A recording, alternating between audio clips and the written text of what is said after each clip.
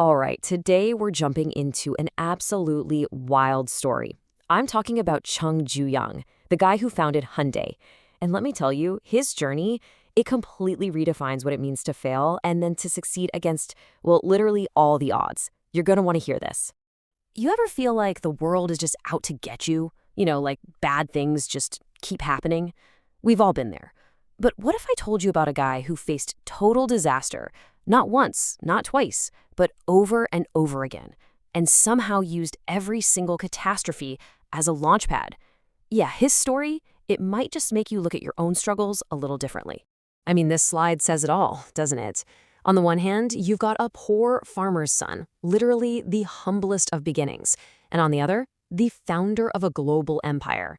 The big question is, how in the world do you get from point A to point B? Well, it all kicked off with a dream, a really simple but powerful dream. He just wanted to escape. This wasn't about getting rich or famous, not at first. It was just survival. It was about hoping for anything better than the life he was born into. So picture this. Chung Ju-young is born into a world with pretty much zero options. He's the oldest of 7 kids, so you can imagine the pressure. He had this dream of being a school teacher, but his family was so poor they could barely afford to eat. Education, that was a total fantasy. His reality was just brutal. 17-hour days working in the fields. So what do you do in that situation? Well, he runs away.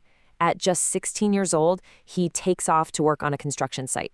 But his dad finds him 2 months later and drags him back home.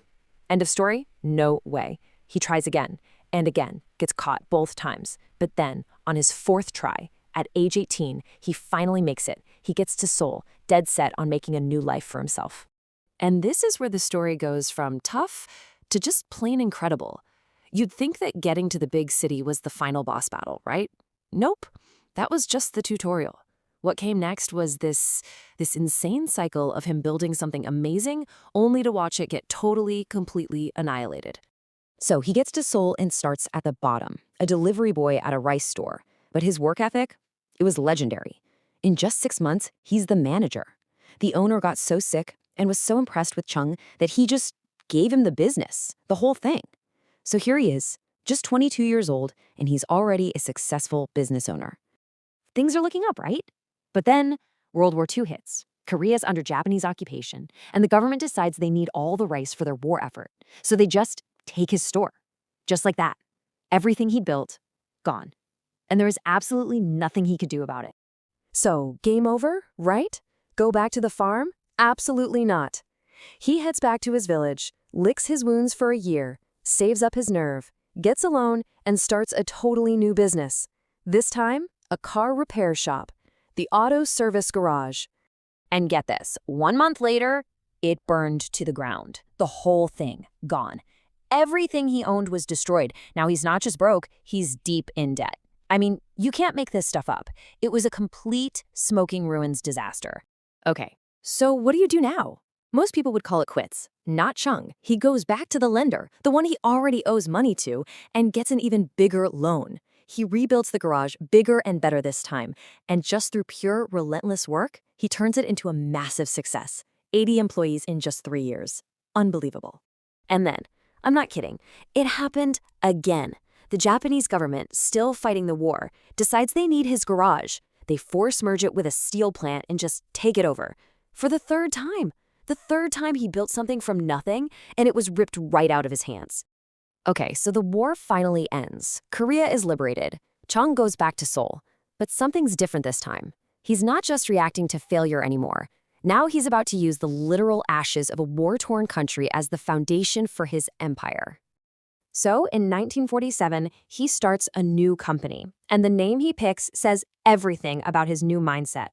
Hyundai. It's the Korean word for modernity or modern times. See the shift? He wasn't just fixing cars anymore. He was going to build the future. But, the universe wasn't quite done with him yet. In 1950, the Korean War starts. Seoul gets completely overrun, and Chung has to drop everything, again, and flee with his family just to stay alive. It was the ultimate catastrophic reset button. But here's where the story takes its biggest turn. This absolute worst-case scenario, it ends up being his single greatest opportunity. See, during the war, he starts doing small jobs for the US military, and he earns their trust. So when the war is over, that trust pays off in a huge way. His company, Hyundai, becomes one of the main contractors rebuilding the entire country. We're talking highways, dams, you name it. So, okay, he just finished rebuilding an entire nation's infrastructure. What do you do for an encore? Well, Chung looks around and thinks, you know what South Korea doesn't have? A car industry. So, naturally, he decides he's just gonna build one from scratch. Yeah. And his plan for this was just brilliant.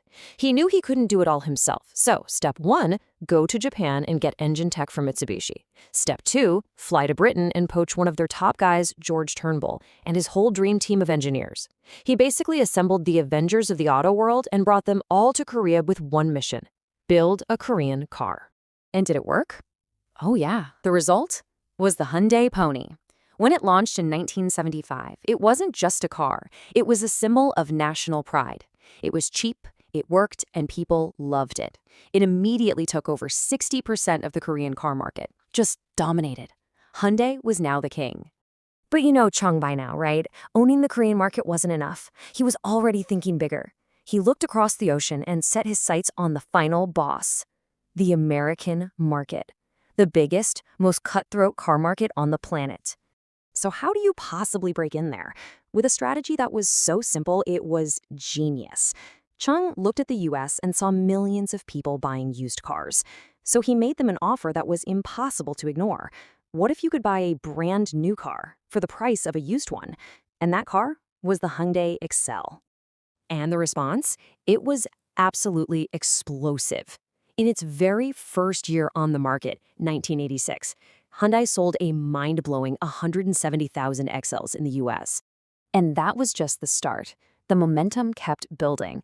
The very next year, that number rocketed up to 270,000 cars.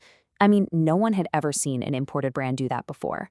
The entire auto industry was officially put on notice.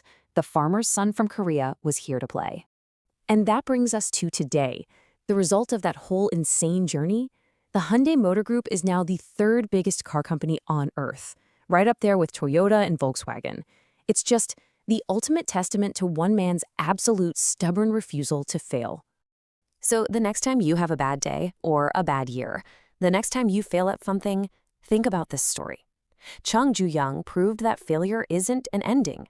Sometimes it's just the raw material you need to build something incredible. So it makes you wonder, right? That failure you're facing, what if it's actually your next great beginning?